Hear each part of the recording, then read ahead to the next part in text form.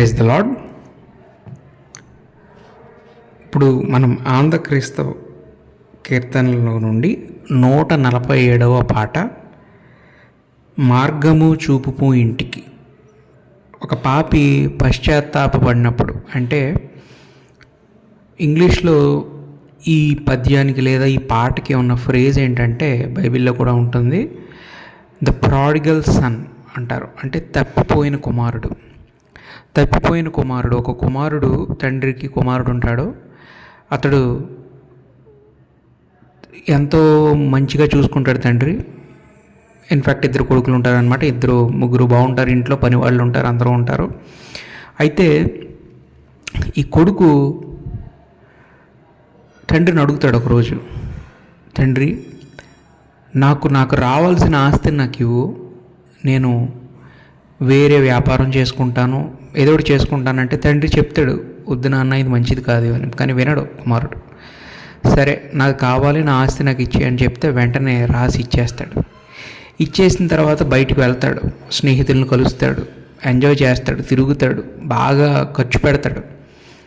అలా ఉండే కొద్దీ మనకు ఒక సామెత ఉంటుంది, తింటే కొండైనా తిరిగిపోద్ది అని, కూర్చుని తింటే. అలాగే కొంతకాలానికి ఈ చిన్న కుమారుడు ఎవరైతే వెళ్ళిపోయాడు తన ఆస్తిని పట్టుకుని తండ్రి దగ్గర నుంచి తీసుకుని దుర్వ్యాపారం వల్ల పాడు చేస్తాడు. అంటే వ్యర్థంగా వేస్ట్ చేసేస్తూ ఉంటాడు డబ్బుని. అలా వేష్యలతో తిరుగుతాడు. తర్వాత రకరకాల గేమ్స్లో ఆడతాడు, రకరకాల అన్నీ చేస్తాడు. చివరికి ఒకానొక రోజున కరువు వస్తుంది ఆ ప్రదేశానికి, అతడు ఉండిన చోటన. అయితే ఎవరూ సహాయం చేయడానికి రారు, ఆకలేస్తూ ఉంటుంది, స్నేహితులు అందరూ విడిచిపెట్టి వెళ్ళిపోతారు. ఇంకా ఇలా అయితే కుదరదని చెప్పి ఒక రోజున ఒక పందుల దొడ్డు ఉంటుంది, అంటే ఒక పందులు మేపే ఫామ్ అనమాట. అక్కడికి వెళ్తాడు. అక్కడికి వెళ్ళి, అయ్యా నాకు ఏదైనా పని ఉంటే ఇవ్వండి, నేను పని చేసుకుంటాను, నాకు ఎంతో కొంత ఆహారం ఇవ్వండి అని అడిగితే, సరే ఈ పందులను కాయి, నేను నీకు ఎంతో కొంత ఇస్తాను అని అంటాడు. సరే అన్నప్పుడు వెళ్ళి ఆ పందులను కాస్తూ ఉన్నప్పుడు అతనికి పెట్టిన భోజనం ఏంటంటే, పందులు ఏదైతే తింటాయో ఆ ఫుడ్డే ఇతనికి కూడా పెట్టడం జరుగుతుంది. అప్పుడు తింటున్నప్పుడు చాలా బాధపడతాడు. నా తండ్రి ఇంటి దగ్గర అనేక మంది పనివాళ్ళు ఉన్నారు, ఎంతోమందికి చక్కటి ఆహారం 3 పూటలా దొరుకుతుంది, చక్కటి జీతాలు వస్తున్నాయి, మంచి బట్టలు కట్టుకుని తిరుగుతున్నారు. అలాంటిది కొడుకునై ఉండి నేను నాకు రావాల్సిన ఆస్తిని తీసుకొచ్చి పాడు చేసేసాను అని చెప్పి ఎంతో బాధపడుతూ ఉంటాడు. అప్పుడు నిశ్చయించుకుంటాడు, తన తప్పు తను తెలుసుకుంటాడు.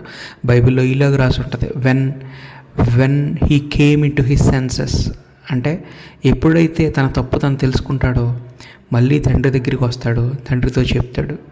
అప్పుడు తండ్రి, ఇప్పుడు మనం చూస్తే తండ్రి ఏం ఆలోచిస్తాడు, వ్యాపారం వల్ల పాడు చేసి వెళ్ళిపోయావు, మళ్ళీ ఏం ముఖం పెట్టుకుని వచ్చావు అని అనుకుంటాం. తండ్రి అలా రెస్పాండ్ అవుతాడు అనుకుంటాం. సాధారణంగా న్యాయం ఉంది కూడా అందులో అలా రెస్పాండ్ అవుతాయి. కానీ తండ్రి ఏం చెప్తాడో తెలుసా, నా కుమారుడు తప్పిపోయి మళ్ళీ నా దగ్గర తిరిగి వచ్చాడు అని చెప్పి he opened his arms and hugged him. దూరంగా ఉన్నప్పుడే అతన్ని చూసి నవ్వుతా అతనికి వెంటనే హత్తుకుని అక్కడ దగ్గర ఉన్న పని వాళ్ళందరినీ పిలిచి చెప్తాడు, ఏమని, ఇదిగో తప్పిపోయిన కుమారుడు మళ్ళీ దొరికాడు, నా దగ్గరికి వచ్చాడు, మంచి విందు చేయండి, ఒక మంచి విందు చేసుకుని అందరం కలిసి తిందాం అని చెప్పి చాలా సంతోషిస్తాడు ఆ చిన్న విషయంలో. సో ఇదే the story of prodigal sun, తప్పిపోయిన కుమారుని కథ. ఈలోపు పెద్ద కుమారుడు కూడా ఇంకా స్టోరీ కంటిన్యూషన్లో వస్తాడు. ఇంటికి వస్తున్నప్పుడు ఇంట్లో బాగా ఈ రకరకాల పందిర్లు వేసి గొప్ప ఫంక్షన్ లాంటిది జరుగుతూ ఉండటం చూసి ఏం జరుగుతుందని పెద్ద కుమారుడు అక్కడ ఉన్న పనివారిని అడిగితే, నీ తమ్ముడు తిరిగి వచ్చాడు, అందుకని మీ నాన్న ఇంత పార్టీ చేస్తున్నాడు అని అంటాడు. వెళ్ళి తండ్రిని అడుగుతాడు పెద్దవాడు, నేను రోజంతా కష్టపడి నీ దగ్గరే ఉంటాను, కానీ ఇప్పుడు నాకు ఇంత విందు చేయలేదు, కనీసం నా స్నేహితుల దగ్గరికి వెళ్ళి ఎంజాయ్ చేయమని ఏ రోజు ₹1 ఇవ్వలేదు. కానీ ఈ చిన్నోడు బయటికి వెళ్ళి డబ్బులన్నీ దుర్వ్యాపారం వల్ల పాడు చేసి, వేశ్యలతో తిరిగి, ప్రాస్టిట్యూషన్ చేసి, అనేక వ్యర్థమైన ప్రదేశాలకు వెళ్ళి డబ్బును పాడు చేసుకుని వెనక్కి వస్తే వాడు నువ్వు అంత ఆదరించి ఇంత విందు చేస్తున్నావు, ఇదేనా నీ న్యాయం అని అడిగితే తండ్రి అంటాడు, అయ్యా పెద్ద కుమారుడా, నువ్వు నాతోనే ఉన్నావు, ఎప్పుడు నా దగ్గరే ఉన్నావు, కానీ నీ తమ్ముడు తప్పిపోయాడు, చనిపోవాల్సిన వ్యక్తి, కానీ మళ్ళీ తిరిగి వచ్చాడు. సో ఆ విషయం తండ్రి చెప్పడం జరుగుతుంది. సో ఇదే the story of prodigal sun. దాని మీదే మనకి ఈ పాట ఉంది. ఇది మాసిలమణి గారు రాశారు. One of the great poet in Telugu Christian world. ఈయన కెనడాలో పిహెచ్డి చేయటం, తర్వాత అప్పట్లోనే 1970, 80ల్లో ఆ టైంలో ఎంతో సువార్త బాగా చేసి విరివిగా అనేక పాటలు రాసి మంచి మంచి సువార్తలు ఏబి మాసిలమణి గారు రాశారు తెలుగులోను ఇంగ్లీష్లోను. సరే, ఈ పాట మనం పాడుకుందాం. ఈ పాట బేసిక్గా ఈ తప్పిపోయిన కుమారుడు గురించి చెప్పుకున్నాం కదా. ఆ కుమారుడి యొక్క బాధ తన మనసులో when he came to his senses అని అన్నాను కదా, ఎప్పుడైతే తనలో ఒక మార్పు కలిగిందో ఆ మార్పును బట్టి ఎలా ఫీల్ అయ్యాడు అనేది ఆ ఆలోచనలు బట్టి రాసిన పాట అన్నమాట. ఓకే. మార్గము చూపుము ఇంటికి, నా తండ్రి ఇంటికి, మాధుర్య ప్రేమ ప్రపంచమో చూపించు కంటికి, మార్గము చూపుము ఇంటికి, నా తండ్రి ఇంటికి, మాధుర్య ప్రేమ ప్రపంచమో చూపించు కంటికి, పాప మమతల చేత పారిపోయిన నాకు ప్రాప్తించే క్షామము, పశ్చాత్తాపము నుండి తండ్రి క్షమ కోరుదు పంపుము క్షేమము, పాప మమతల చేత పారిపోయిన నాకు ప్రాప్తించే క్షామము, పశ్చాత్తాపము నుండి తండ్రి క్షమ కోరుదు పంపుము క్షేమము, ప్రభు నీదు సిలువ ముఖము చెల్లని నాకు పుట్టించే ధైర్యము, ప్రభు నీదు సిలువ ముఖము చెల్లని నాకు పుట్టించే ధైర్యము, మార్గము చూపుము ఇంటికి, నా తండ్రి ఇంటికి, ధనమే సర్వం బనుచు సుఖమే స్వర్గం బనుచు తండ్రిని వీడితి, ధరణి భోగములెల్లా బ్రతుకు ధ్వంసము చేయ దేవానిను చేరితి, ధనమే సర్వం బనుచు సుఖమే స్వర్గం బనుచు తండ్రిని వీడితి, ధరణి భోగములెల్లా బ్రతుకు ధ్వంసము చేయ దేవానిను చేరితి,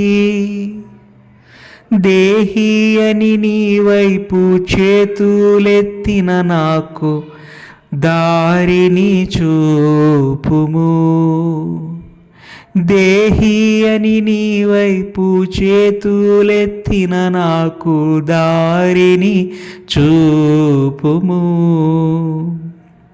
మార్గము చూపుము ఇంటికి, నా తండ్రి ఇంటికి, దూరాదేశములో నా బాగుందు ననుకొనుచు తప్పితి మార్గము,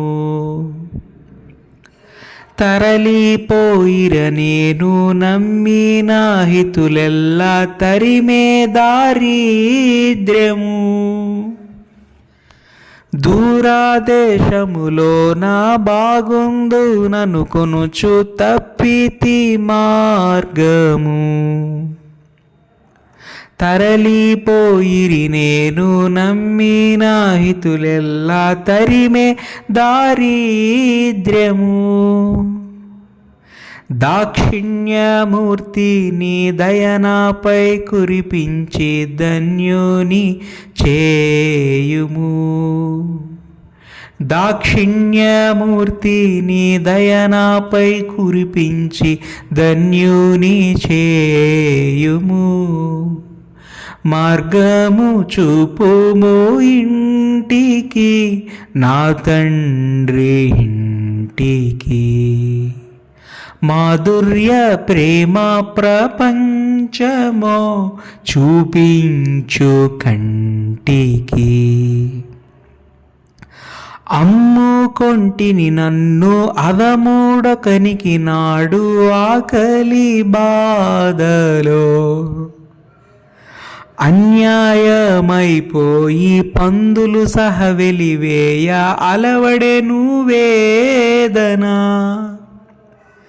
అమ్ముకొంటిని నన్ను అదమూడకనికి నాడు ఆకలి బాధలో.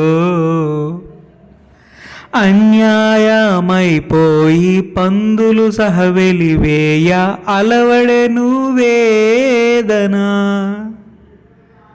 అడుగంటే అవినీతి మేల్కొనియే మానవత ఆశ్రయము చూపుము. అడుగంటే అవినీతి మేల్కొనియే మానవత ఆశ్రయము చూపుము. మార్గము చూపుము ఇంటికి, నా తండ్రి ఇంటికి.